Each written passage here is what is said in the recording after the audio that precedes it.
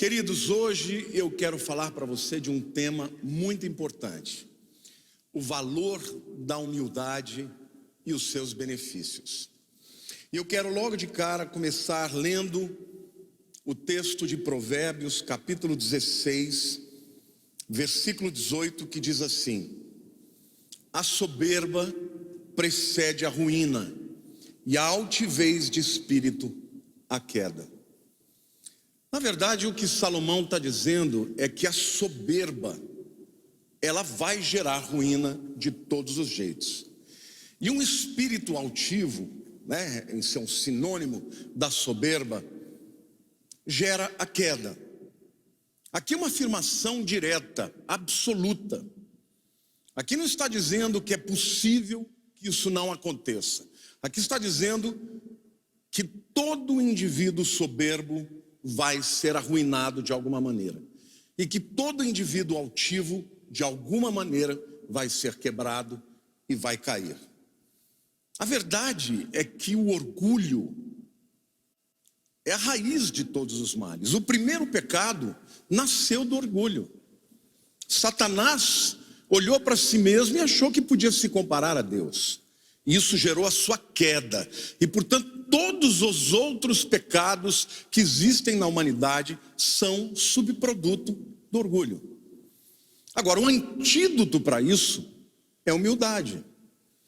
Agora, a humildade não é um substantivo que as pessoas estão aí apregoando na internet ou até mesmo nas mídias como uma qualidade. Muito pelo contrário. As pessoas não só promovem a soberba, a altivez, como também você vê relacionamentos acabando, casamentos acabando, amizades acabando, não é isso? Relacionamentos familiares sendo destruídos, simplesmente porque as pessoas, por serem orgulhosas, não são capazes de admitir os seus pecados, os seus erros e daí por diante. Eu quero começar citando Ezra Taft Bolton, que diz o seguinte: o orgulho preocupa-se com quem está certo. A humildade preocupa-se com o que está certo.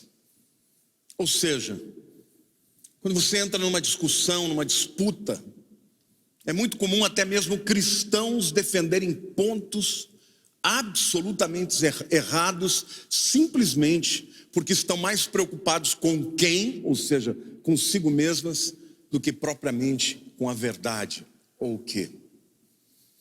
O orgulho, ele tem algumas consequências muito sérias. A pessoa que é orgulhosa, ela acaba respondendo de maneira inadequada. Primeiro, o primeiro impacto negativo do orgulho é que ele transfere a culpa para os outros. A situação assim está comigo, eu estou vivendo isso, é culpa do meu chefe, é culpa da circunstância do Brasil, é culpa das pessoas que não me amaram, é culpa da minha família, é culpa do Brasil, é culpa do governo. E as pessoas então transferem a culpa do seu fracasso para alguém mais. E eu quero dizer para você de uma maneira muito direta e clara: você pode passar a vida inteira dando desculpas, ou você pode reconhecer aonde você errou e seguir adiante. Quem fica olhando para a culpa dos outros e não olha para si mesmo, sempre vai estar fechado para as mudanças e para aprender com a vida, com os erros, com Deus e daí por diante. O segundo impacto negativo é uma mente obtusa, uma mente fechada. Então são pessoas que estão absolutamente herméticas para ouvir a verdade, para perceber as mudanças. Não, eu sempre fiz assim, sempre deu certo, eu não vou mudar agora. Tudo bem, gente, mas o mundo muda. O que dava certo 10 anos, 20 anos atrás, não dá mais. Isso vale para uma pessoa, isso vale para um negócio, isso vale para uma família, isso vale para tudo. Existem verdades imutáveis, isso é verdade, a palavra de Deus é imutável, mas as maneiras, o método Isso pode mudar e varia, nós somos seres em transformações. Então pessoas orgulhosas são herméticas, são fechadas, são pessoas que não se abrem para o novo. E ficam para trás por isso, e continuam culpando os outros. Um terceiro impacto do orgulho tem a ver com a rigidez, não é isso? Pessoas inflexíveis, pessoas que não se sensibilizam para nada, não é isso? São pessoas que, por conta disso, perdem muita coisa. É aquele erro, aquela atitude errada que você teve, e para não se humilhar e não ir até a pessoa com quem você errou e consertar o relacionamento, você perde aquela pessoa. Às vezes você perde uma oportunidade, às vezes perde um ministério, às vezes perde um relacionamento. E na vida, saiba de uma coisa, meu irmão: ninguém prospera sozinho. Nós precisamos de amigos, precisamos de pessoas que nos abram portas. E a humildade é muito importante, porque todos nós somos tentados com orgulho. E quando começamos a crescer, temos a tendência a acreditar que o nosso jeito dá certo, que o nosso jeito é o único jeito de dar certo. E muitas pessoas vencedoras na vida profissional são absolutamente derrotadas nas próprias famílias, com os filhos, com as esposas e daí por diante. Então a melhor maneira de vencer o orgulho é a humildade. E hoje eu quero falar sobre o valor da humildade. Num mundo que não valoriza a humildade, eu quero mostrar como a humildade traz benefícios para todos aqueles que aportam, que a experimentam, que nela acreditam. Amém?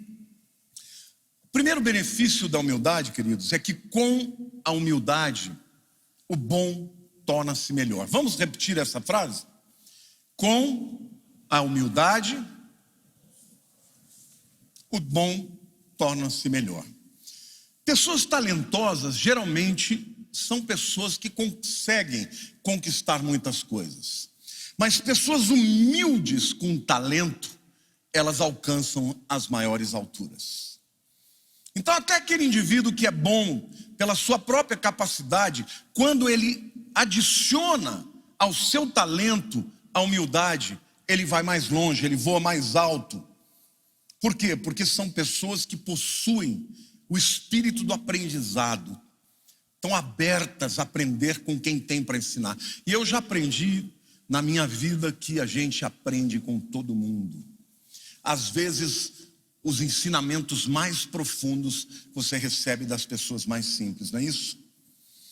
Eu quero dar ilustração de um ex-técnico de basquetebol americano chamado John Wooden. Ele foi técnico da liga UCLA. Esse técnico, a vida inteira, foi um homem muito talentoso. Durante os anos em que ele jogou basquete, ele sempre foi o melhor jogador do time. Na época da escola, do high school, e vocês saibam que nos Estados Unidos o high school leva mais gente para assistir o basquete do que a própria NBA. É uma rivalidade enorme. Ele levou o seu time 3 vezes ao campeonato estadual, sendo ele a estrela do time. E ele conta, esse técnico depois se tornou um técnico muito vencedor. Ele ganhou todos os prêmios que alguém poderia ganhar.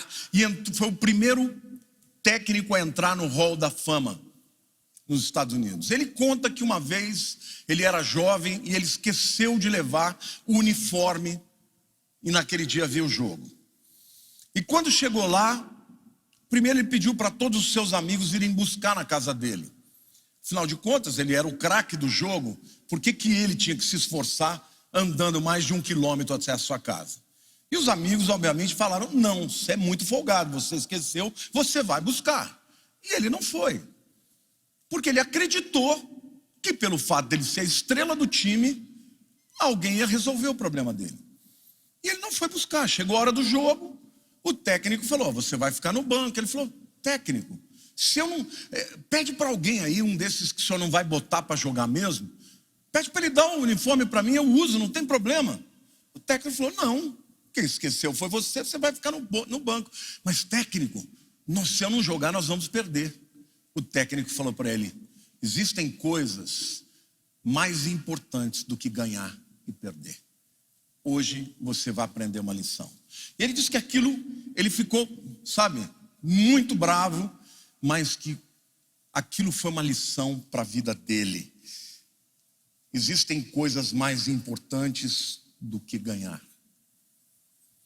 Aprendeu humildade, e talvez tenha sido esta lição que o levou a assumir as suas responsabilidades e se tornar o grande vencedor que ele se tornou.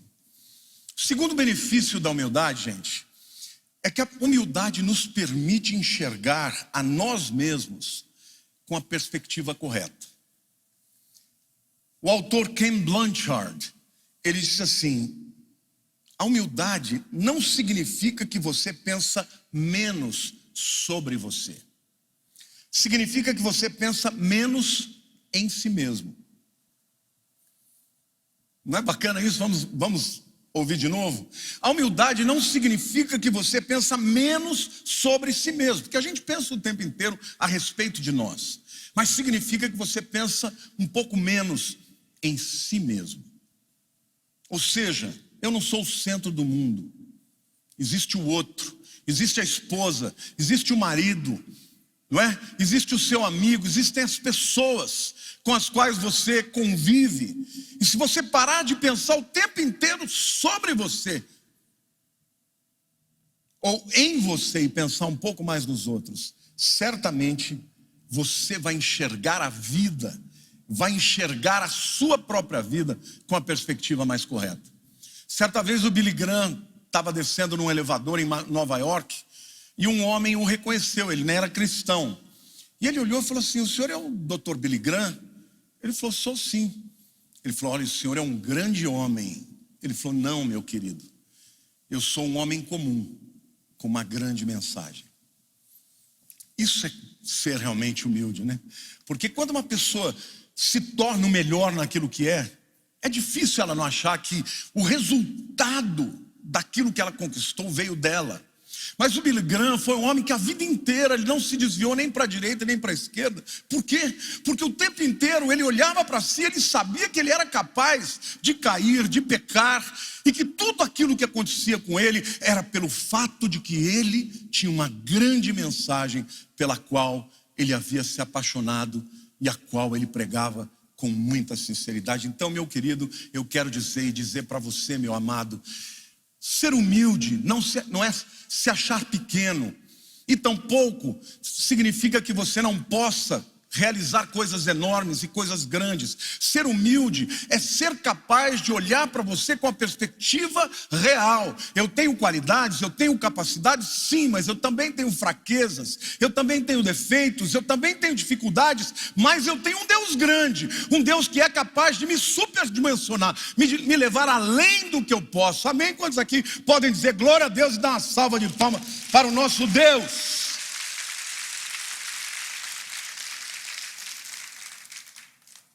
O Carl Jung, o grande psiquiatra, discípulo de Freud, ele disse assim: através do orgulho, estamos sempre nos decepcionando. Não é isso? Eu cresci na minha vida recebendo muitas críticas. E eu desenvolvi um jeito de ser que funcionou. Eu sempre falei o seguinte: eu não sou perfeito em nada. Não tem nada que eu faça com perfeição. Então eu aprendi a celebrar aquilo que Deus me deu. Eu adoro tocar piano, eu sei que eu tenho talento para tocar, para música, mas eu nunca fui um pianista exímio. Sempre esbarrei, sempre errei e não estou nem aí. Eu não vou deixar de celebrar aquilo que Deus me deu, porque eu não faço perfeito. E eu tenho aprendido que isso é ser humilde. Porque existem pessoas que são incapazes. Quando, por exemplo, eu começava a aprender uma língua, toda pessoa que começa a falar, fala tudo errado. Erra direto. Por quê? Porque não é assim que você aprendeu a falar. Você falava tudo errado. Até que um dia você dominou a sua língua. Na vida é assim, quando eu aprendo uma língua, eu erro até, mas eu erro falando. Eu não me escondo, porque eu sei que um dia eu vou aprender. Agora, existem pessoas que sabem tudo de gramática, dominam a gramática, mas não se expõem por orgulho, por não ter coragem de errar. Então é muito importante você entender que o orgulhoso não se lança porque ele tem medo de fazer feio. Tem uma expressão no italiano, estou estudando italiano, que diz assim: avere paura di fare una brutta figura. Ter medo de fazer um carão, né, de fazer feio, eu não estou nem aí. Às vezes eu estou conversando com os italianos e eu percebo eles... Aí, errei, depois eu vejo o que foi. Estou nem aí. A gente tem que se lançar. Por quê? Porque é o que o Ramon muitas vezes tem dito. Não é sobre nós, é sobre ele. Amém? Quando você é chamado por Deus para fazer algo, você não tem que pensar na tua capacidade, você tem que pensar quem te chamou, porque ele é quem te capacita. Amém? Agora, muitas pessoas perdem a oportunidade de fazer coisas extraordinárias. Por quê? Porque não se lançam. Eu sei que o Antônio Júnior, o pastor Antônio Júnior, está me vendo. Ele é um fenômeno, é uma potência. Ele é o pastor que tem o canal do YouTube maior do mundo. Está chegando aos 5 milhões. Ele simplesmente fala por dia para 1 milhão de pessoas. 30 milhões de pessoas por mês. Você tem ideia do que é isso, gente? Você pega, por exemplo, as grandes mega igrejas, as mega igrejas americanas como Lakewood. Você pega lá o pastor, né, Joel Austin, programa diário de televisão. O canal do YouTube dele tem 2 milhões e 800. Do Antônio Júnior está chegando aos 5 milhões. Ele começou o seu canal em 2013. Ele é de uma cidade pequena, no interior de Minas.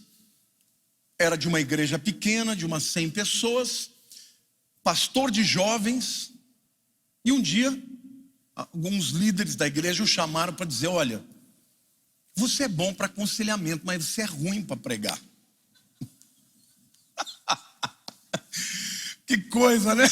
Você ouvindo da tua liderança que você não tem jeito para o negócio.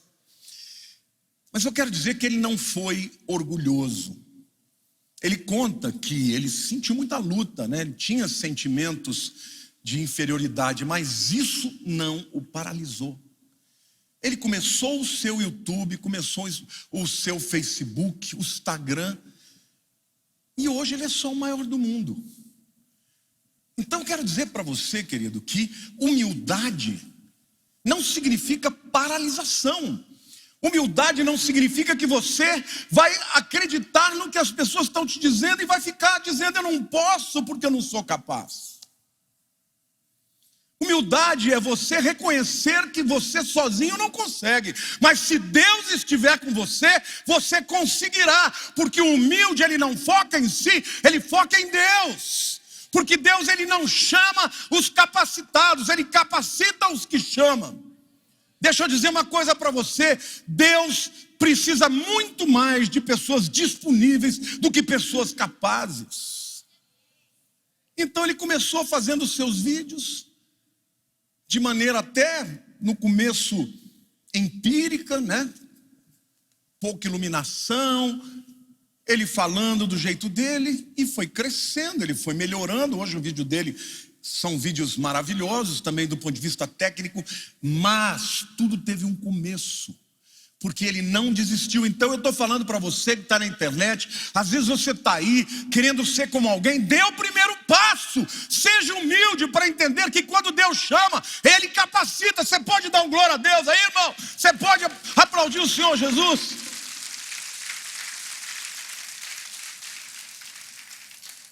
Eu fico pensando, né? A Lilian pregou no primeiro culto sobre Davi. Davi era absolutamente improvável. Davi, quando Samuel diz que ia à casa de Jessé para ungir um dos seus filhos, ele não foi nem chamado. Isso é incrível, né? Depois, mais para frente, quando ele vai vai até o vale de Elá, onde estavam lá os filisteus de um lado e os israelitas do outro lado, e Golias durante 40 dias ali afrontando. Escuta, não tem aí para mim ninguém para me enfrentar, não tenho nenhum desse povo aí, quem é o seu Deus? E Davi chega lá e ele se dispõe. Agora, deixa eu perguntar uma coisa para vocês. E Saul? A Bíblia diz que Saul, ele passava das cabeças das pessoas no ombro. Provavelmente Saul era um homem de mais de 1,90 m, 1,93 m, 1,95 m. Um guerreiro experiente. Ele devia estar indo lutar. Ele deveria se colocar diante da luta. Mas por que ele não se colocou? E a Bíblia diz, quando fala que Saul matou aos milhares e Davi aos 10 milhares. Espera lá, então isso quer dizer que ele era um guerreiro experiente. Mas o foco de Saul era nele. Quando ele ia para a guerra, quando ele enfrentava lutas e inimigos que ele podia vencer, ele ia e voltava com a glória e com a coroa. Mas ali ele estava orgulhoso. Ali ele estava olhando para ele e olhando para o gigante. Davi não. Davi estava olhando para o Deus Todo-Poderoso. É muito importante que você... Alguém vai dizer, pastor, mas Davi venceu Golias porque ele era ungido. Mas Saul também era. Você se esquece que Saul recebeu também a mesma unção. E aqui eu estou falando com um monte de gente, porque a unção... naquele tempo era nada mais do que a presença do Espírito Santo. Hoje, se você é crente em Jesus, você já tem a unção, porque a unção é a pessoa do Espírito Santo na tua vida. Amém ou não? Então a unção está em você. Isso significa que você tem tudo o que é necessário para vencer os desafios. Mas porque muitas vezes pessoas ungidas, pessoas cristãs que têm o Espírito Santo não se lançam, porque estão preocupadas em fare una bruta figura. Já aprenderam a expressão? A fazer um carão, né? A passar vergonha de não ser perfeito. E daí? Eu prefiro pessoas que se dispõem a fazer, mesmo que não ser perfeito, do que aquelas que não fazem. E você pode ter certeza que nesse mundo as pessoas que vencem são aquelas que se dispõem a fazer, a serem humildes para aprender com quem tem que aprender, a serem humildes de se lançar. Sempre vai ter gente que vai se levantar contra você para dizer, você não tem essa capacidade. Se o Antônio Júnior tivesse acreditado nisso, ele não estaria impactando milhões de pessoas hoje. Então, meu querido, eu quero dizer para você que a humildade, ela é o antídoto para o orgulho. E há pessoas que são explicitamente orgulhosas porque elas têm um olhar altivo, elas se acham muito. Mas hoje que eu estou dizendo para você que pessoas que são cristãs e que ainda se acham incapazes, inferiores, são orgulhosas, porque estão abrindo mão da unção que Deus deu e do chamado de Deus, acreditando na mentira do diabo, ao invés de acreditar naquele que capacita, o nosso Deus. Amém? O terceiro efeito, ou o terceiro benefício da humildade, é que a humildade nos habilita a aprender com as nossas perdas e com os nossos erros. Então, o sucesso, meu querido, não está na eliminação dos problemas e dos enganos, mas em crescer através deles e com eles. Existem algumas frases, algumas máximas, né, que todos vocês conhecem. O cair é do homem, o levantar é de Deus.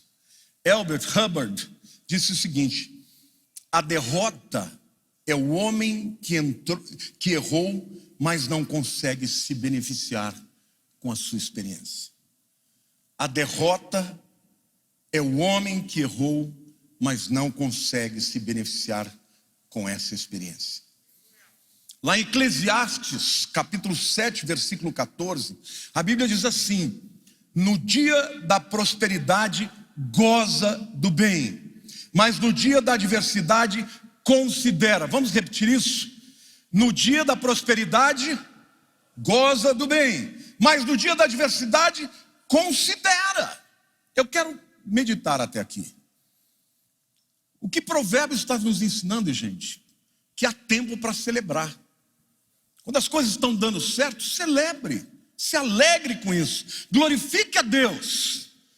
Mas no dia da adversidade, a adversidade vem para todo mundo. É uma questão de tempo, por isso que nós temos que ser humildes e estar sempre debaixo de Deus, porque na hora que vier a adversidade, você tem que estar debaixo de Deus. No dia da adversidade, considera. Aprender a admitir os seus erros, as suas dificuldades, atrai a graça de Deus. E esta graça não é só de Deus, mas também diante dos homens. Então, quem tem mais êxito? Quem se expõe a errar tentando fazer algo de bem, ou quem não tenta por ter medo de errar ou de se expor?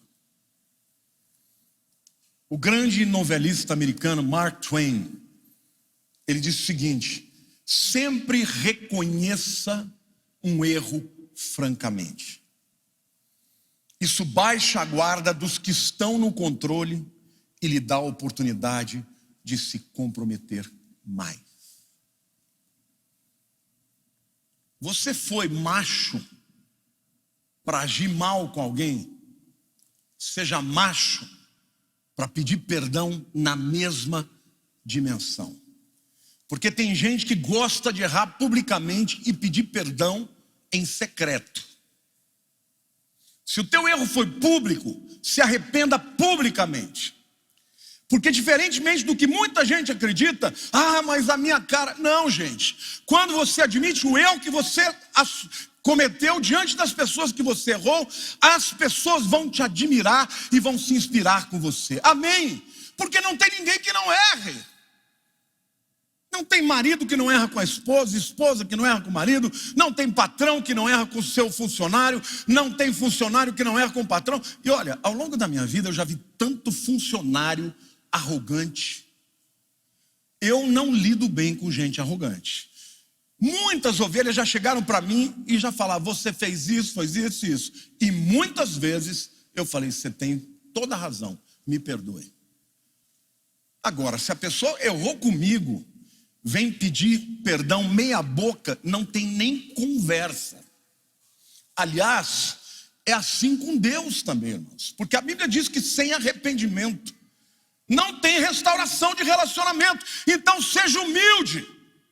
Quando você se humilha e você reconhece o seu erro, você envergonha o diabo e você amontoa brasas vivas na cabeça da pessoa que está te ofendendo. Eu me lembro que eu era jovem, tinha 19 anos, estava trabalhando numa escola da periferia de São Paulo, no Jardim Elisa Maria. E antes de me converter, eu tocava na noite, e quando eu me converti, eu deixei de tocar nos barzinhos da vida e eu procurei um emprego.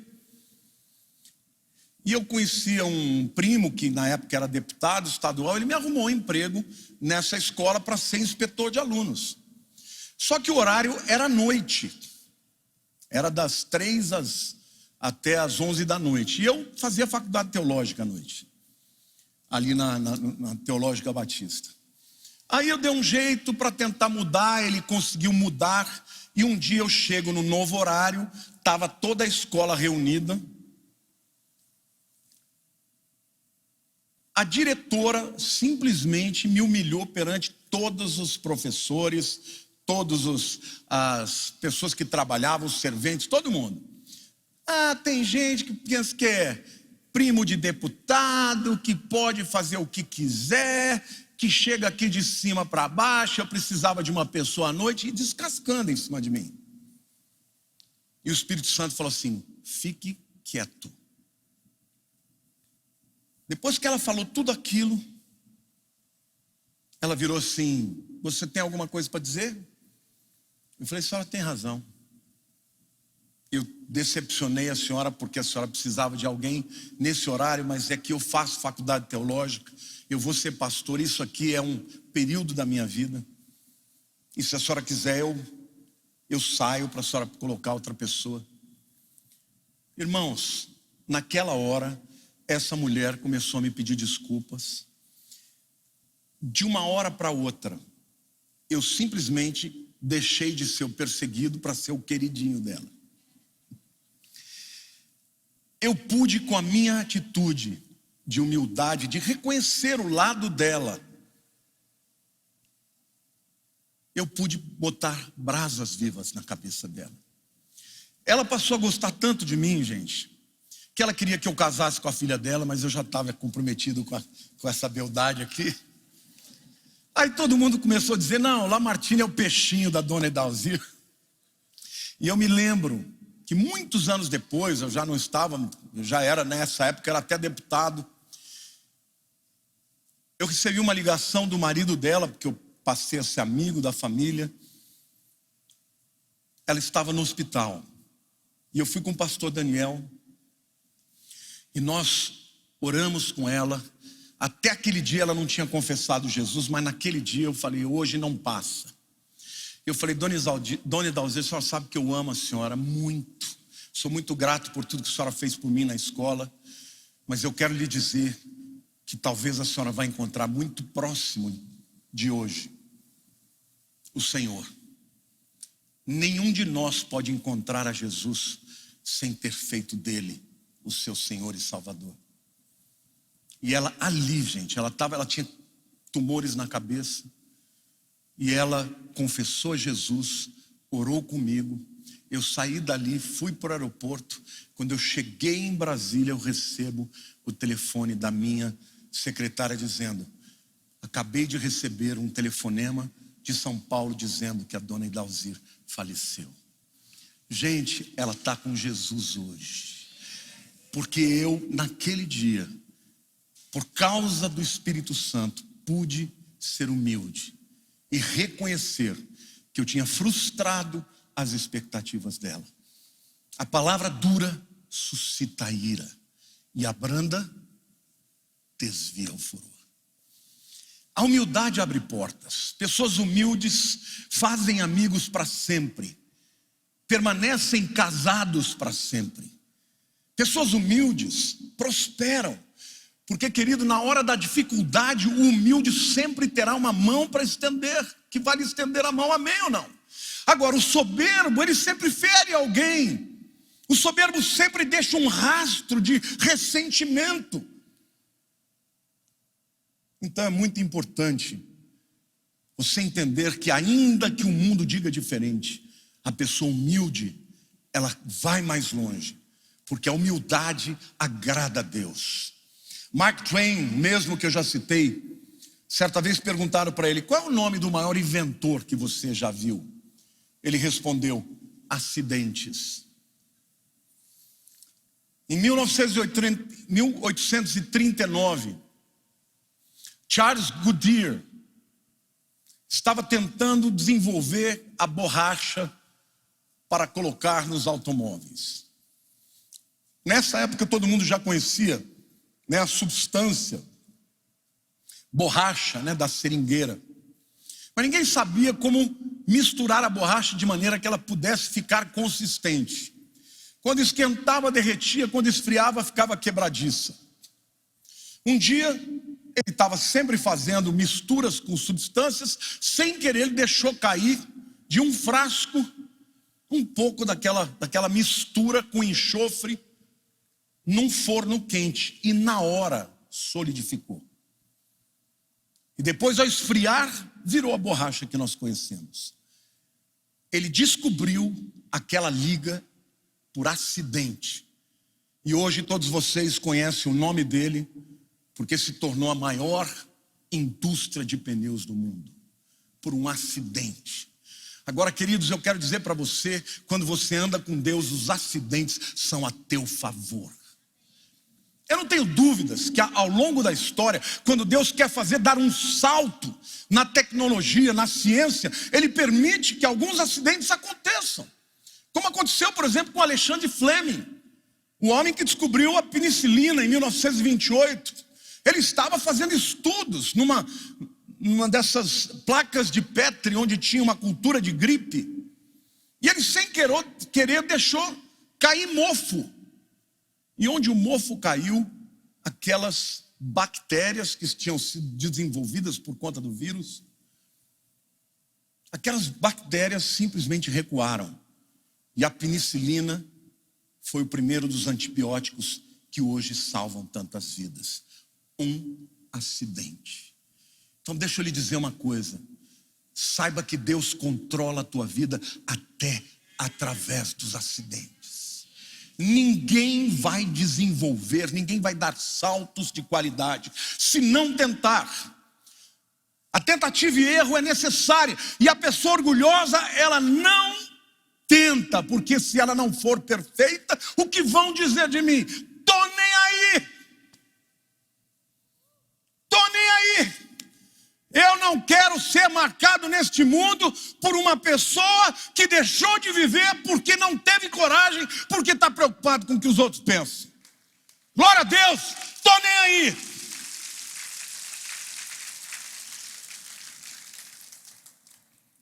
Às vezes você olha para uma pessoa quietinha, que não se expressa e fala que humilde. Não, às vezes é um poço de orgulho.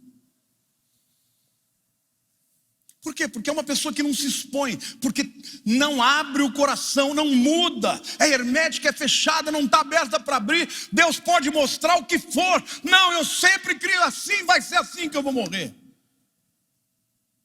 É a Gabriela, né? Eu nasci assim, eu cresci assim, vou ser sempre assim, vou morrer assim. Eu sou mesmo assim. O quarto benefício da humildade, que para mim é o maior de todos, é que a humildade atrai o favor de Deus. Eu quero ler um texto, Tiago capítulo 4, versos 5 a 10. É um texto lindo, mas eu quero olhar de maneira mais profunda do que aquela que normalmente, a interpretação que a gente normalmente dá. Vamos ler lá. Ou supondes que em vão afirma a Escritura? É com ciúme que por nós anseia o Espírito que Ele fez habitar em nós? Antes, Ele dá maior graça pelo que diz: Deus resiste aos soberbos, mas dá graça aos humildes. Sujeitai-vos, pois, a Deus, mas resisti ao diabo, e ele fugirá de vós. Chegai-vos a Deus, e ele se achegará a vós. Purificai as mãos, pecadores, e vós que sois de ânimo dobre, limpai o coração. Afligi-vos, lamentai e chorai. Converta-se o vosso riso em pranto e a vossa alegria em tristeza. Humilhai-vos na presença do Senhor, e ele vos exaltará. É óbvio que esse texto é um texto contra a soberba. E é óbvio que o resultado que Deus espera de todos nós, quando nós estamos agindo com soberba, é um quebrantamento profundo. Tanto é que ele fala até de choro mesmo. Chorai-vos, humilhai. Só que quando você começa a ler o texto, principalmente lendo no original, você percebe que o arrependimento e o choro e o quebrantamento é só o ponto de partida. A primeira coisa que o texto aqui diz é: Deus resiste aos soberbos, mas dá graça aos humildes. A palavra resistir é diferente daquela que a gente pensa, né? Como se fosse sujeitai-vos, pois, a Deus, e o diabo fugirá de vós. É o mesmo texto. É aquela resistência assim, né? É o crente está dentro de casa com a porta trancada e o diabo tentando entrar. Não, no grego, antisteme. Anti é contra, esteme é se colocar contra. Então, sujeitai-vos, pois, a Deus e resistir ao diabo. Primeiro aqui Deus está dizendo que Deus resiste ao soberbo. Resistir é assim, ó, é empurrando. Em outras palavras, quando você age com soberba, Deus tranca a porta. Você bate, a porta fica mais dura. Você bate, outra porta se fecha. O soberbo, Deus resiste. E meu querido, não queira que Deus te resista. Porque quando Deus quer resistir a alguém, não tem porta que se abra. Então, a Bíblia diz, em primeiro lugar, que a humildade é você ser sujeito a Deus. Diga, sujeição a Deus. Significa obediência. Com Deus é assim, gente. Ele é Deus e nós somos filhos. Ele é o Rei dos reis, Ele é o Senhor do universo e você não é nada perante Ele. Então aprenda uma coisa, se você quiser ter favor de Deus, tem que saber quem Ele é e quem você é. Esse negócio de você achar que Deus vai negociar com você e você vai fazer o que você quiser, e você só faz aquilo que você quer que ele, quando você quiser algo que Ele te faça, aí você dá uma negociada e obedece um pouquinho. Não funciona assim. Se o Senhor não for o teu Senhor, Ele não vai ser nem o teu Salvador. Então existem muitas pessoas que passam a vida ouvindo a palavra e não se quebrantam, e não se entregam de verdade, e por isso as portas estão sempre trancadas. A primeira coisa, se você quiser o favor de Deus, é: Deus, eu estou aqui, fala tudo o que o Senhor quer de mim. Deus pode até, meu irmão, ter paciência com a gente, e Ele tem muita. Quando Ele vê que você não consegue, que você não está conseguindo. Agora, não venha querer dizer para Deus que você já deu tudo que você tinha que dar. A primeira coisa que você tem que estar sempre diante de Deus: Senhor, eu não sou o que o Senhor quer que eu seja ainda. Me ajuda e tem misericórdia na minha vida. Aí Deus fala: bom, então agora nós podemos conversar. Então começa entregando a tua vida para Ele. Ah, mas eu não mato, não roubo, eu não faço nada disso. Tá bom, querido. Só que eu vou dizer uma coisa para você: quem vai te julgar um dia vai ser Jesus Cristo. E Jesus Cristo é a baliza através de quem nós vamos ser julgados.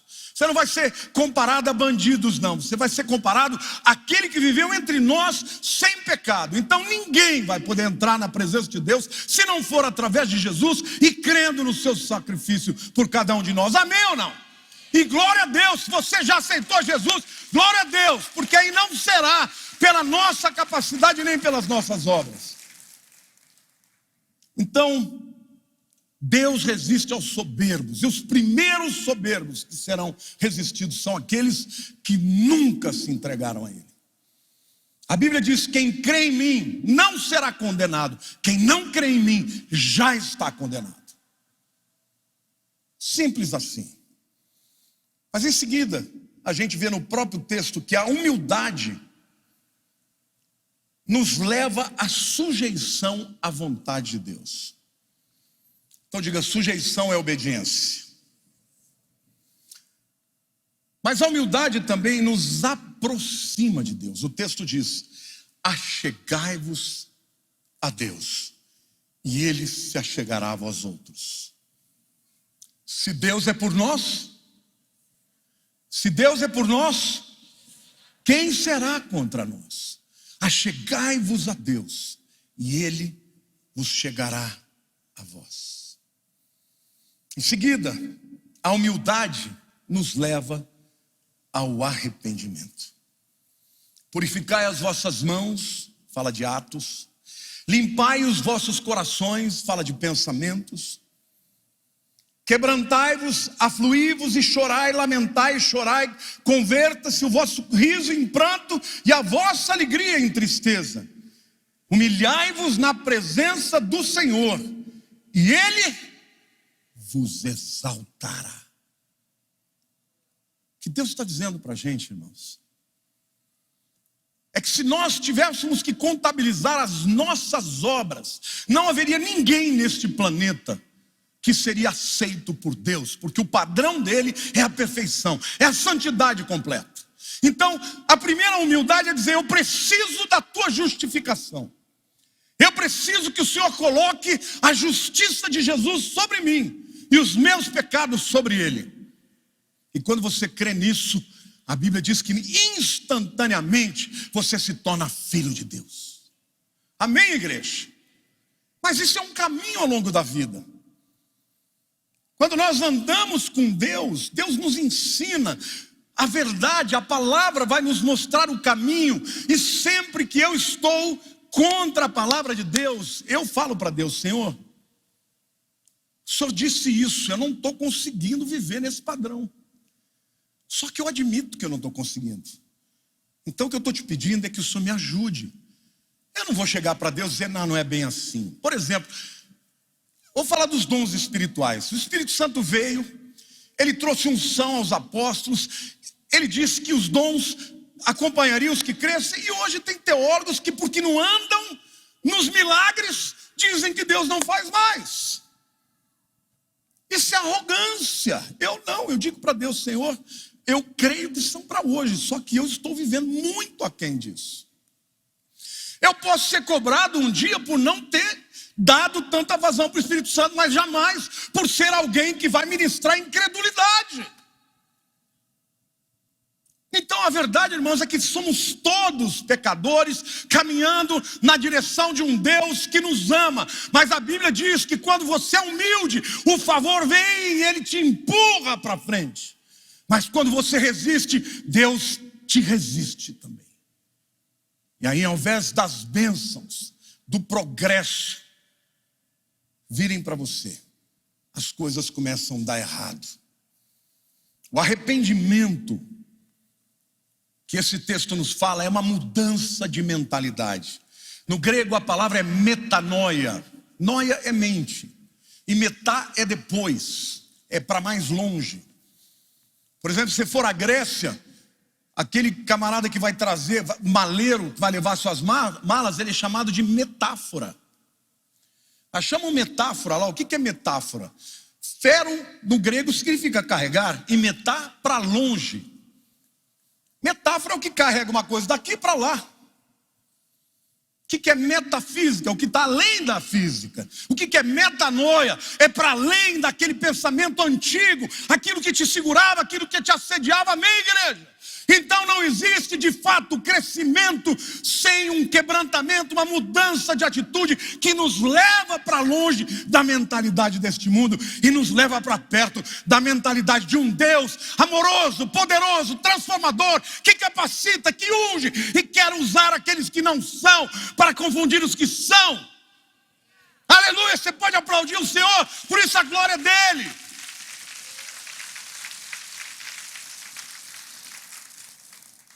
É por isso que Deus usa as coisas fracas para confundir os fortes, e as coisas loucas para confundir os sábios. E quando o apóstolo Paulo falou disso, ele estava falando da cruz, porque a cruz era a punição mais vergonhosa, e o próprio Deus se submeteu a isso por mim e por você. Que absurdo alguém que tinha todo o poder do mundo, poder de vida e de morte, morrer envergonhado na frente de tantos.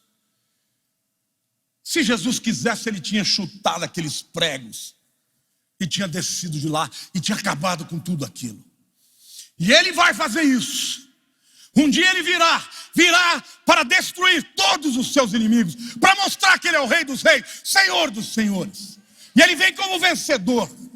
Amém, amém.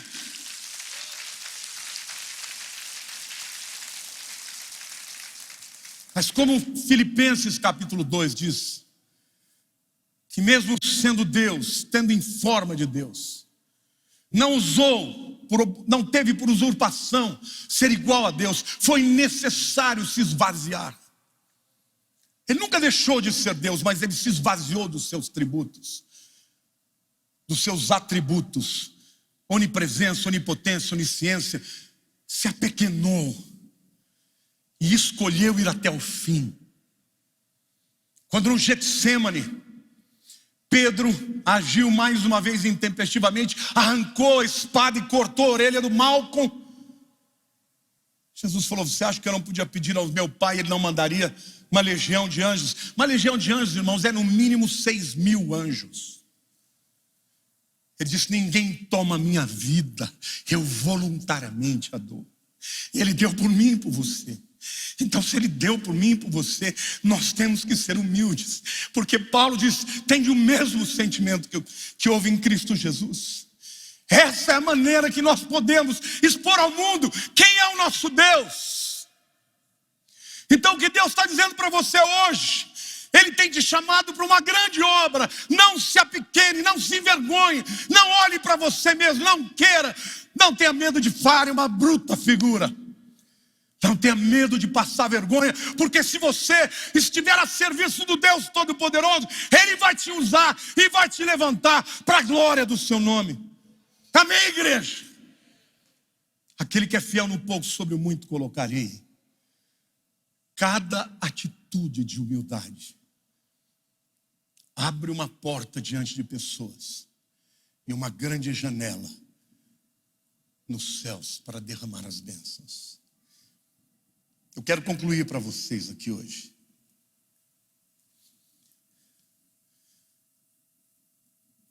A primeira humildade que Deus espera de cada um de nós é dar a vida para Jesus.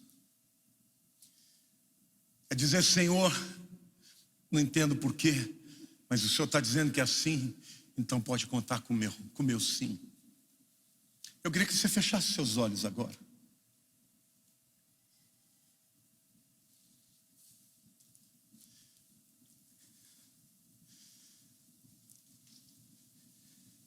Deus está esperando o seu sim.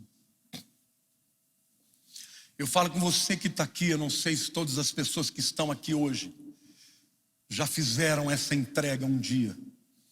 Porque a Bíblia é muito clara e é simples, você não tem que fazer muita coisa. A Bíblia diz que você tem que crer no coração que você é um pecador. Que tem que crer que Jesus morreu por você, como Ele morreu por mim. Se você nunca fez isso, você pode fazer agora.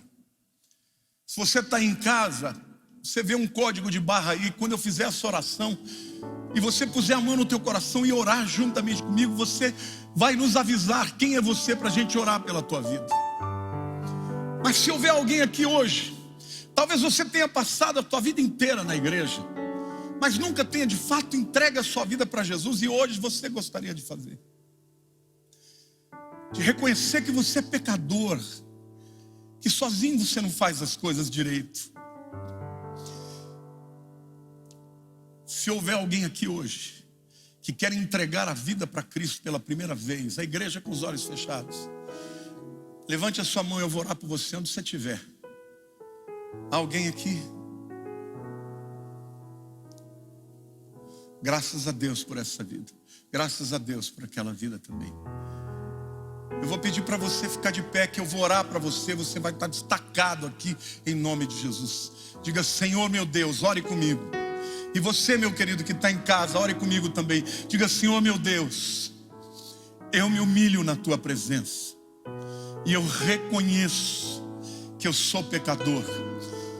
Escreve o meu nome no teu livro da vida. Perdoa os meus pecados, porque hoje, publicamente, eu te confesso como meu Salvador e como Senhor da minha vida. Muito obrigado, Senhor. Amém. Amém. A igreja aplauda o Senhor. Vidas se entregaram aqui hoje.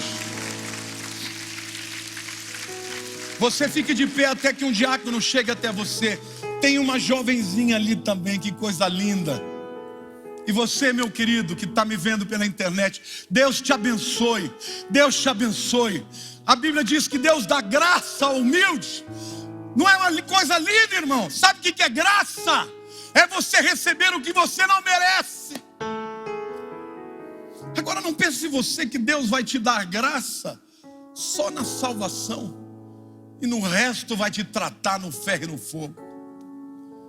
Se você já é pai, se você já é vô, você sabe que quando a gente ama demais, a gente sempre tem vontade de perdoar. Não é verdade? Quantos aqui amam a Jesus porque Ele nos perdoa? Quantos aqui querem viver para a sua glória? Quantos aqui querem aceitar o desafio que Ele tem para a sua vida? Quantos aqui querem dizer: Senhor, não importa, não é sobre mim, é sobre Ti, eu aceito o Teu chamado. Eu aceito o Teu chamado. Então, meu querido, você que está me vendo em casa, Este é o tempo de pregar na internet. Este é o tempo de você falar de Jesus. Não perca o seu tempo usando a internet para agredir alguém. Fale do amor de Cristo, porque hoje existirão milhões de pessoas que vão ouvir a palavra. Amém, igreja? Eu quero que agora vocês dêem uma salva de palmas para Jesus, para que todo esse povo aqui sinta a unção que há nesse lugar. Aleluia! Glória a Deus! Pai, nós reconhecemos,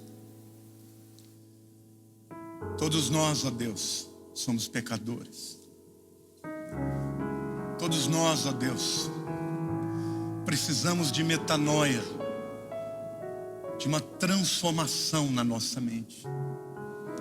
Nós submetemos a nossa vontade à tua vontade, a nossa maneira à tua maneira.